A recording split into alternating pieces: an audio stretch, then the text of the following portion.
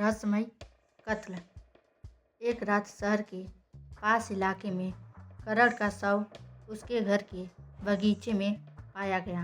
करण के सिर पर गहरी चोट थी और उसके चारों ओर खून फैला हुआ था। इंस्पेक्टर अरविंद को केस सौंपा गया। जांच के दौरान पता चला कि करण का अपने वकील नेहा के साथ अफेयर चल रहा था। नेहा को पूछताछ के लिए बुलाया गया। उसने बताया, करण मुझसे वादा किया था कि वह रिया को तलाक देगा, लेकिन उसने ऐसा नहीं किया। जांच गहराती गई।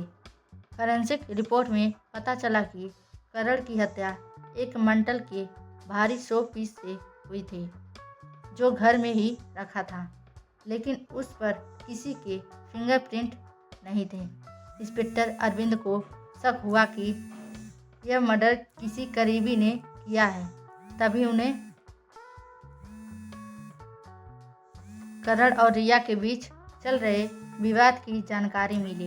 करण अक्सर रिया पर गुस्सा करता था और दोनों के बीच रिश्ता खराब था।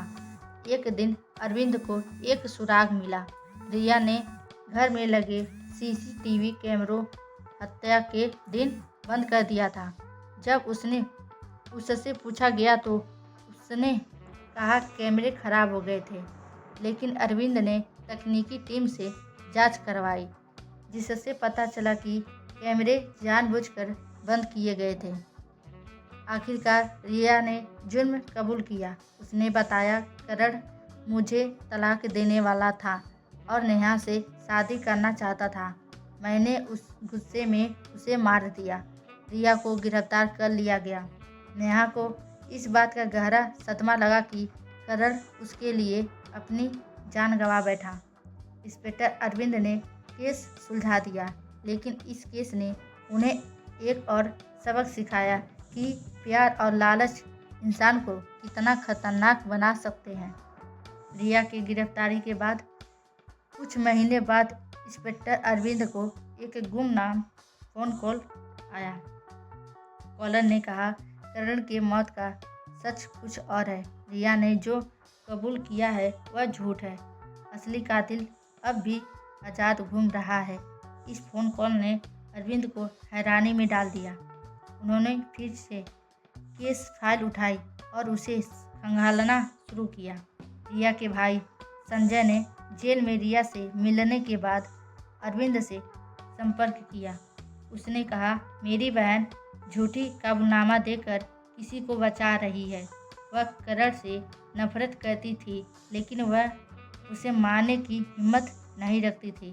अरविंद नेहा पर दोबारा नजर डाली। नेहा की कॉल डिटेल्स से पता चला कि हत्या की रात नेहा ने करण को कई बार फ़ोन किया था। जब अरविंद ने नेहा से दोबारा पूछताछ की तो उसने कहा, मैं करण से मिलना चाहती थी, लेकिन वह मुझसे बात करने से बच रहा था।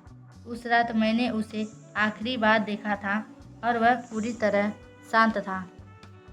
इसी बीच अनिरुद्ध नामक एक निजी जासूस अरविंद के पास आया। उसने बताया कि उसे किसी ने इस केस की गहराई से जांच करने के लिए हायर किया था। अनिरुद्ध ने एक चौंकाने वाले सुराग पेश किया। करण के घर के पास एक फुटपाथ पर एक गुमनाम कैमरा था, जिसमें हत्या की रात कुछ फुटेज रिकॉर्ड हुआ था। जब अरविंद ने फुटेज देखा तो उसने करण के घर से तेजी से भागते हुए दिखा, लेकिन वह चेहरा धुंधला था। अनिरुद्ध ने बताया कि इस बेत की चाल संजय से मिलती जुलती है। अरविंद ने संजय को हिरासत में लिया। पहले तो संजय ने सब कुछ नकार दिया, लेकिन जब सबूत सामने रखे गए तो उसने सच्चाई कबूल की। उसने बताया, करण मेरी बहन को मानसिक और शारीरिक तौर पर परेशान करता था। मैं उसे सबक सिखाना चाहता था, लेकिन बात हाथ से निकल गई। मैंने उसे सिर्फ डराने की कोशिश की थी, लेकिन वह मर गया। रिया को बचाने के लिए उसने सारा इल्ज़ाम अपने ऊपर ले लिया। संजय को गिरफ्तार कर लिया गया। रिया को सामने आने के बाद जेल से रिहा कर दिया गया। लेकिन इस पूरी घटना ने रिया और नेहा दोनों को गहरे जख्म दिए।